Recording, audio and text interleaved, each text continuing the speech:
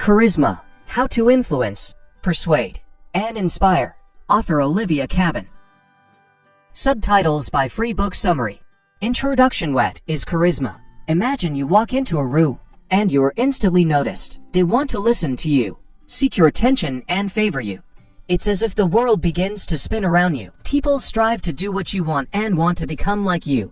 This is charisma. Such abilities certainly give a huge competitive advantage in business, in leadership, so such people are more successful and effective. But charisma is useful far beyond business. It is traditionally believed that charisma is not acquired, but innate, given from above quality. However, this is a misconception. If charisma was innate, it would be manifested constantly and from childhood. However, the most charismatic people are very discreet and admit that they did not always have this skill. Sociologists, psychologists, cognitive scientists, and behaviorists have actively studied this phenomenon.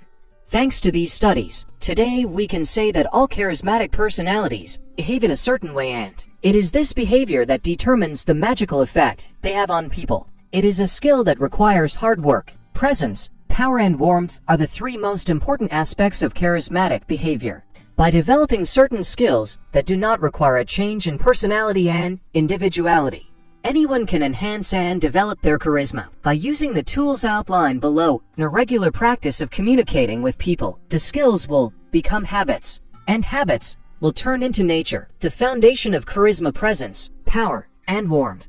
Charismatic behavior involves three main components: presence, power, and warmth.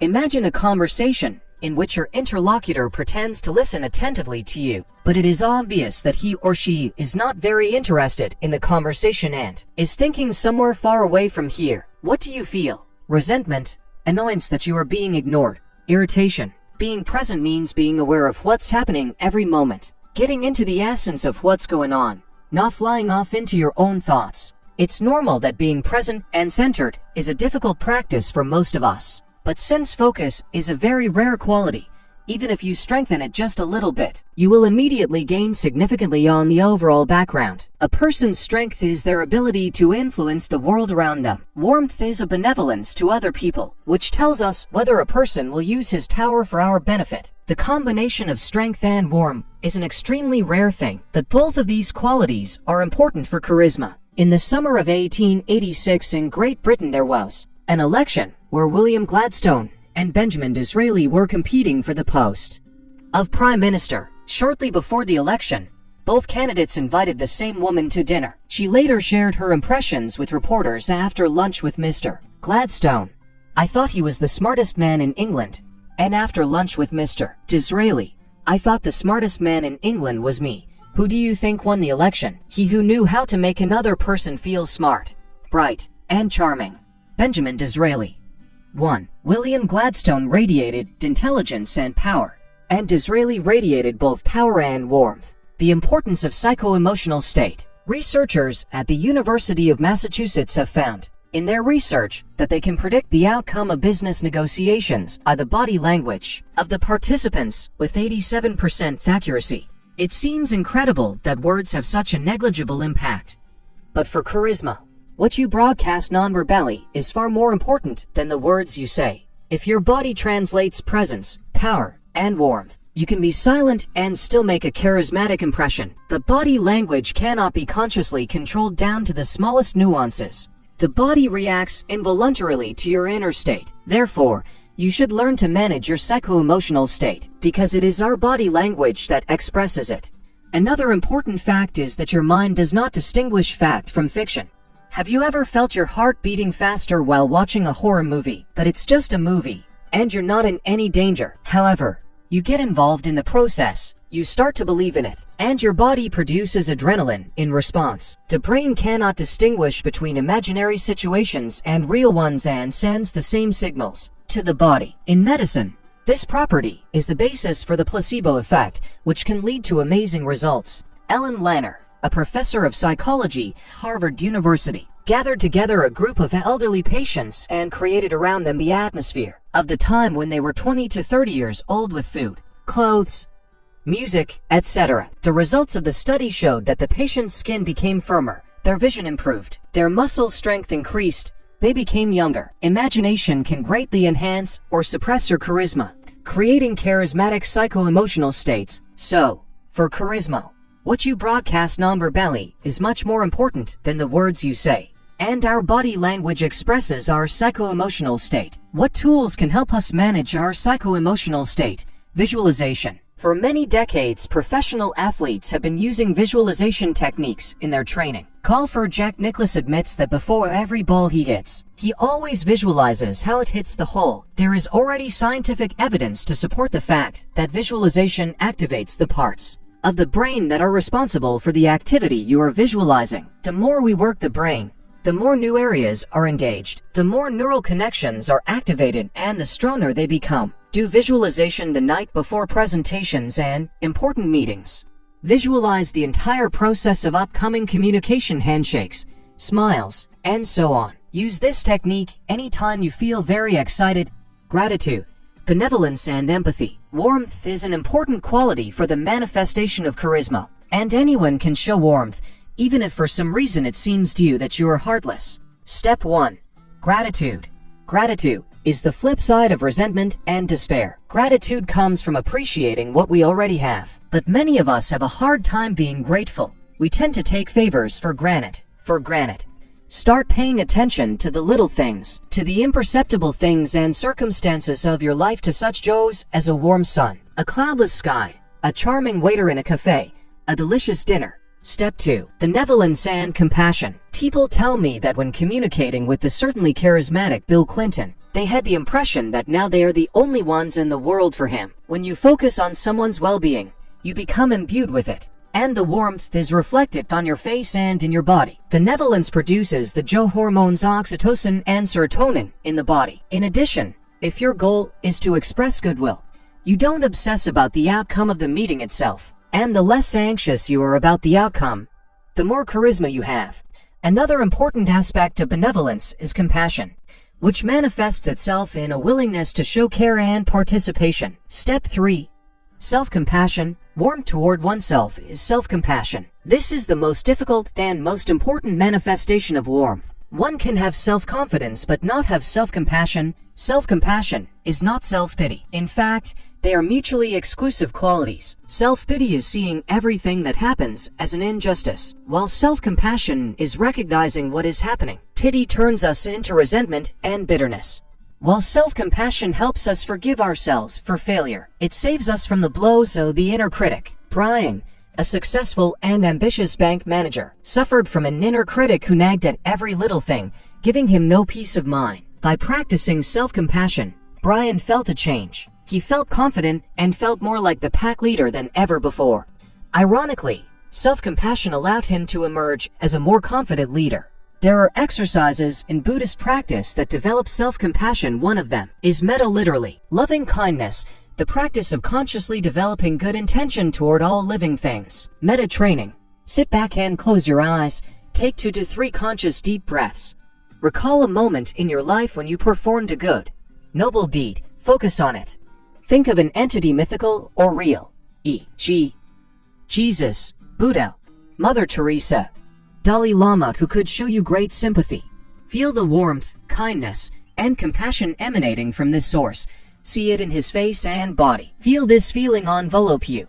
Look at yourself through his eyes, full of acceptance and forgiveness. You are now completely pure. You are now perfect. You are perfect with all your thoughts and feelings. You are perfect with all your imperfections. You are approved. You are accepted as you are. Even if you don't notice the changes immediately, keep practicing. Self-criticism, feelings of shame, and inferiority will become weaker and weaker. Use your body to influence your thinking.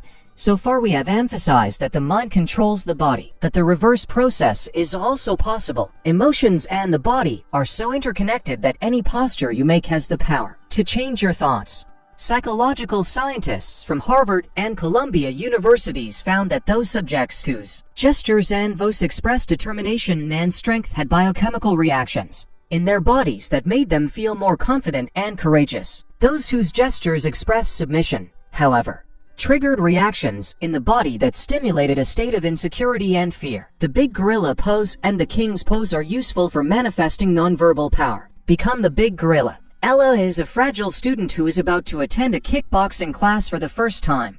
She is nervous, expecting a tough physical exercise. But her first assignment was completely different. The coach sends her to find a crowded place and for an hour try to make them give way to her. Slight collisions are acceptable. Do you have any ideas on how to accomplish such a task? Professional boxers will tell you that the fight starts long before you enter the ring. Attitude, inner strength and impressiveness often determine the winner. What if you feel like a big gorilla now? Would it change the way passers-by react to you? In any appropriate situation, even on your way to work, practice getting others to give you space. Royal pose, self-control and pose are characteristic of unflappable personalities. Their gestures are minimal. There is nothing unnecessary in them. The classic example is James Bond. Strong people are not concerned about what is thought of them. Therefore, they are reserved and they don't have the impulse to do anything to be liked. Self-control is hindered by the following 3 factors: excessive and rapid nodding of the head, frequent nodding like yes, yes, I agree, impatience, strong excitement. To demonstrate royal calm, first find out how you look from the outside. To this end, you can videotape yourself during some negotiations, or ask a friend to tell you when he or she notices you're giving in again. Warm up before key events. Before athletes run a marathon, they warm up. Likewise with charisma, don't expect to be able to switch it from 0 to 100% easily. If you have an important meeting to attend, pay close attention to everything that goes into your head the day before. Do not plan activities the day before that may make you feel unwell. Engage in activities that will make you feel confident and calm. Olivia's client, Stephen, once told her that he was once preparing for a presentation in front of a large audience and was very nervous. On a walk before the meeting, he happened to meet an old friend he hadn't seen in a while. They had a warm conversation. This meeting put Stephen in a positive mood, and the upcoming presentation stopped worrying him. As a result, the performance was very easy, and Stephen gave the impression of a relaxed and satisfied person. Different styles of charisma. There are different leadership styles and personalities of people, so there are also different styles of charisma. Both the Dalai Lama and Madonna attract people to them, while giving a very different impression. There is no universal style of charisma. When choosing a style, rely on 3 criteria: your personality, your goals, specific situations. In addition, it is not necessary to always stick to one style of charisma. Alternate them according to the setting and achieve your versatility. Obstacles to demonstrating charisma. Physical discomfort. To people met on the terrace of a cafe on a hot, sunny day. This meeting was to determine a deal worth millions of dollars. Tom had been grooming Paul for many months, offering his software. This meeting was crucial. At the meeting, Paul asked a lot of questions about risks. But Tom was confident in the reliability of his system, and he always had a reasoned answer. Everything was going well, but at one point Paul felt that Tom was becoming too tense. Paul thought that his partner's stiffness was due to his uncertainty about their business, and as a result Paul began to have doubts. Although Paul was not wrong in noticing Tom's discomfort, he was wrong in the main in interpreting the causes. This discomfort was not caused by the specifics of their case, but simply because Tom was simply hot in a black wool suit in the direct sun. Your physical discomfort, in the form of anger or irritation, always becomes visible to those around you. And since people do not know the true cause of your condition, they tend to take everything on their own account as your reaction to their words and actions. To avoid this, use the following tips to anticipate any potential discomfort in advance. Monitor and notice tension in your body. The stronger your skill of being present, the more natural and easy it will be to do this. If you feel tension from physical discomfort before others interpret it in their own way, explain to them what is really going on. Mental discomfort. Mental discomfort affects us more detrimentally than physical discomfort. When you learn how to manage it, you will become much stronger. Anxiety caused by uncertainty. Robert Leahy, director of the American Institute of Cognitive Therapy, says that his patients have admitted that they would rather hear a bad diagnosis than remain in the dark about what is happening to them. We don't like uncertainty. Our brain instinctively seeks safety in what it understands. Ambiguity is an alarm bell. Uncertainty can be dealt with by transferring responsibility. The method of shifting responsibility doesn't get rid of uncertainty, but it does make it less uncomfortable, allowing us to worry less or not at all. This is the use of the placebo effect for the mind. Comparison dissatisfaction. Imagine it's Friday night and you're at a dinner party. The atmosphere is pretty dreary. especially compared to the party you had the night before. And when you hear laughter at the next table, you are convinced that your environment is also the most boring. People tend to compare everything all the time. We compare current events with past events. People with far-fetched ideals. We compare when we have to make a choice and not make a mistake. The process of comparison interferes with focus. When we are preoccupied with the outcome, we lose presence. Self-criticism. Self-criticism is the most common obstacle to success in any field. Imagine you are applying for a position that is important to you and you have an interview coming up. As the appointed day approaches, your inner critic recalls all your past failures and setbacks, convincing you that you will fail this time too. Your insecurity and excitement increase. Nothing destroys charisma like the voice of the inner critic. The mind does not distinguish between internal and external criticism, so it perceives all these accusations as a real threat. In response to the threat, our body triggers instincts at the level of hit or run. Adrenaline and cortisol start to be released, heart rate increases, and breathing becomes more rapid. The body is preparing to survive. Everything that does not contribute to this goes into the background. Among other things, the ability to think. Insecurity. Self-doubt is a lack of belief that we are capable of achieving something of value and necessity. To us, insecurity can manifest itself through imposter syndrome. People who suffer from it believe that they occupied their positions undeservedly and are constantly waiting to be exposed. Since this syndrome was first mentioned, it has been found that over 70% of people have experienced it in one way or another. Note the fact that the most effective people are more likely to experience this syndrome. Why do we need this negativity? All these negative feelings are a side mechanism of the survival instinct. For example, fear, insecurity make us act to solve a problem. After all, if we are really in a dangerous situation, mobilizing the body is definitely a very valuable ability. And in times when humanity was struggling to survive, it was relevant. But the fact is that everything that we now try to perceive as danger is not dangerous to our lives at all, and our instincts today are mostly working against us, overcoming obstacles, regardless of which of the four experiences above you are experiencing. They are processed by the following 3 steps. Step 1. Destigmatizing the discomfort. Destigmatizing the experience is reducing the impact of the negative experience by realizing that it is only part of the broad spectrum of human experience and all the people of our planet. 7 billion are familiar with this feeling as well. If you feel depressed, ashamed, or afraid, remember that you are not alone in your experience and someone right now is feeling the same way you are. Step 2. Neutralize negativity. Neutralize negative thoughts by understanding the fact that your thoughts are not necessarily true and right. Think of the example of Tom and Paul.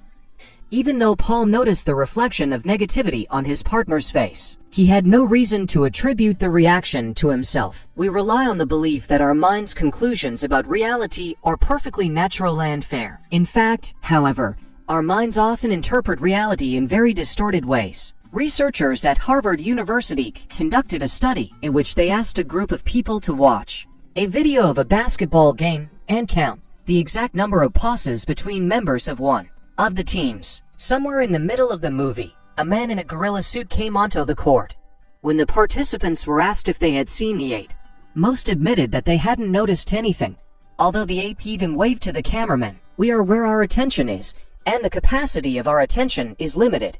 To make sense of the sea of information around us, the brain filters only that part of it that we asked it to, that was important to us. So the picture of reality we receive is very narrow and one-sided. Among other things, our mind, trying to protect us, looks for danger in everything. So it focuses on negativity and threat. Mary is a young graphic designer, but she has already been entrusted to lead a project for a major client of the firm. Today, Mary received a call from her colleague Jim, who is also the client's firm representative. Jim was full of compliments. In the conversation, he kept repeating how much he appreciated her work, but added that his boss has not yet been able to appreciate them. However, Jim expressed confidence that after Mary's presentation, his boss would change his mind. There were so many positive things in that phone conversation that Mary could concentrate on, but of course, she dwelled on the only negative point.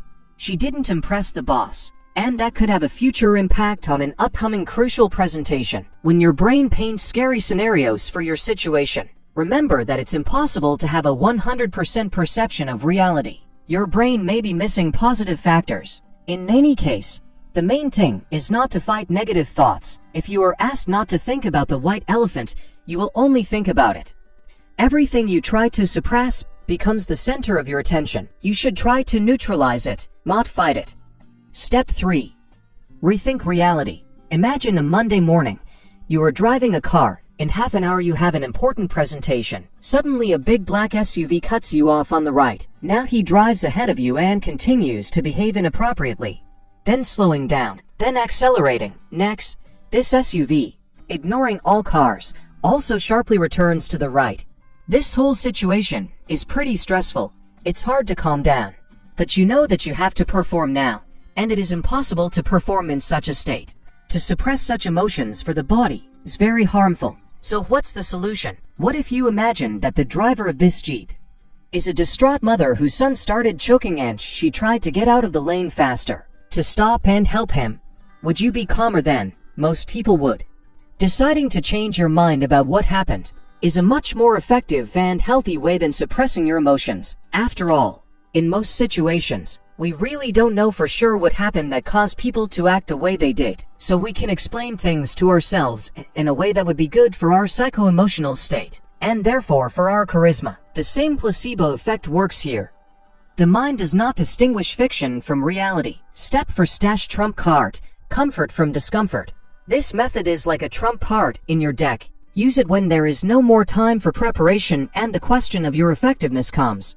2 ahead. Imagine that you have already boarded the plane, but the takeoff is delayed. You're stuck here. It gets very hot. You can't breathe, and the infant next to you starts screaming.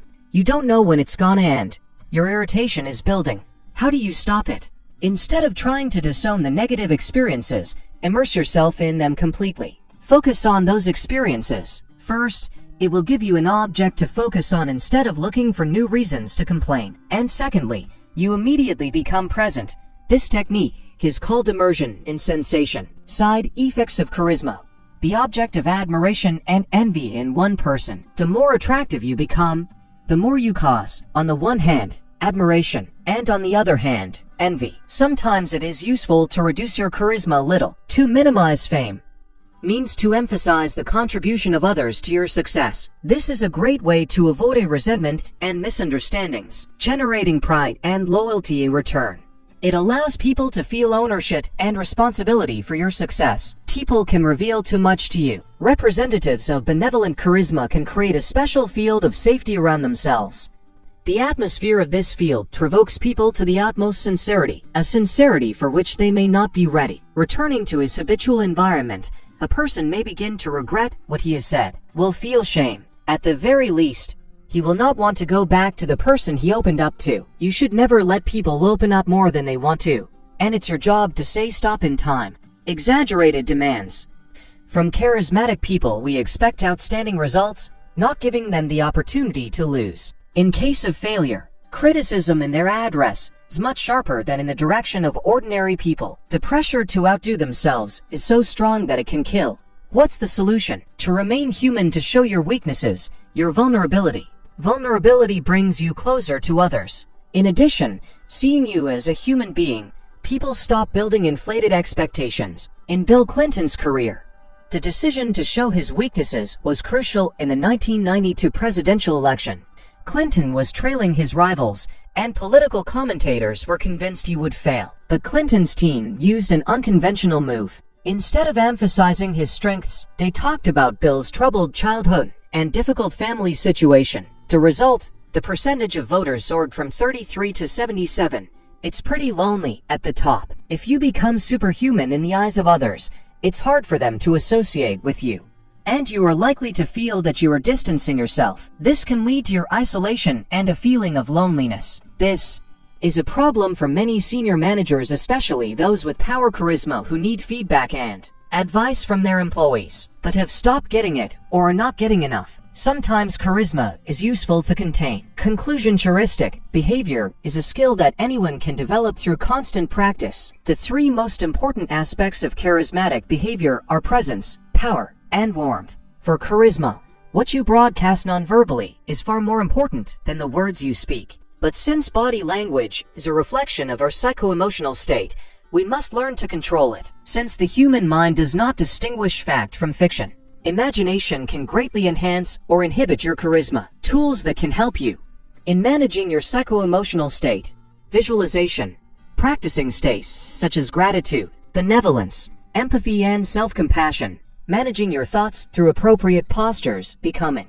a big gorilla or adopting a role pose, conducting warm-ups before key events. There are different leadership styles and personalities, so there are different types of charisma: focused charisma, inspirational charisma, benevolent charisma, commanding charisma. When choosing a style, rely on 3 criteria: your personality, your goals, and specific situations. The right, in terms of charisma, psycho-emotional state is hindered by the physical and mental discomfort you feel, which is reflected in your body language. If you could not foresee all the circumstances in advance and at the moment of an important meeting you feel physical discomfort, then, before others interpret everything in their own way, explain to them what is really happening to you.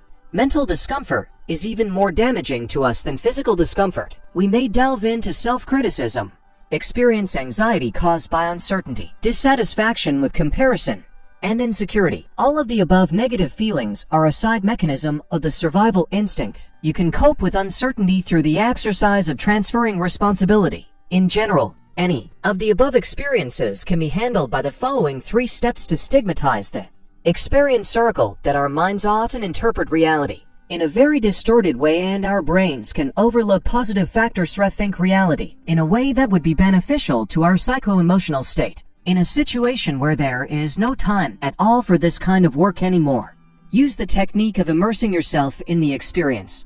And before you start to apply all this, think about the fact that charisma, a powerful tool to influence other people, and in the wrong hands it turns into a formidable weapon. Think of Hitler, Mussolini, Stalin, Mao Zedong. Is charisma the key to success? No, but it can significantly help you in realizing your goals. In any case, it is not the charisma itself that matters, but what you use it for. Thank you all for listening to the end. If you liked it, don't forget to rate and subscribe to the channel. You can buy the full version of the book at the link in the description.